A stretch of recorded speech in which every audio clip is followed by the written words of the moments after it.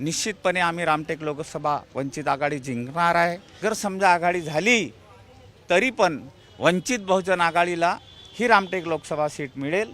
काय सांगाल, आज तुम्ही उमेदवारी अर्ज दाखल केला आहे वंचित बहुजन आघाडीकडून, स्वतंत्रपणे लढणार आहेत की कसं काय आहे?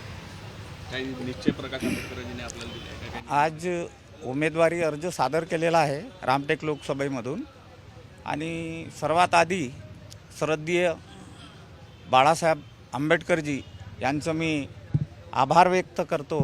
त्यांनी मला रामटेक लोकसभेची उमेदवारी दिलेली आहे आणि म्हणून सर्वात आधी मी त्यांचा आभार मानतो।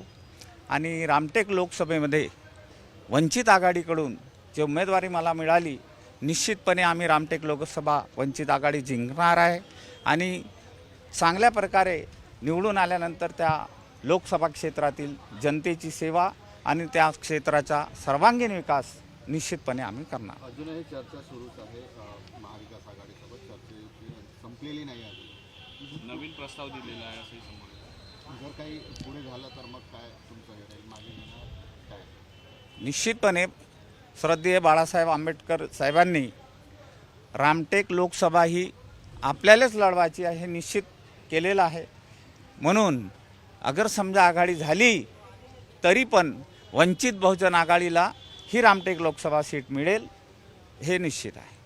कुठेतरी अगोदरच जी आहे महाविकास आघाडीची जागा जी आहे ती घोषणा झालेली आहे, त्यामुळे तुम्हाला मिळणं कसं शक्य होणार? घोषणा म्हणजे स्वतः श्रद्धेय बाळासाहेब आंबेडकर साहेबांनी त्यांच्या घरी जाऊन अकोल्याला भेट झाली, आमची 1 तास चर्चा झाली।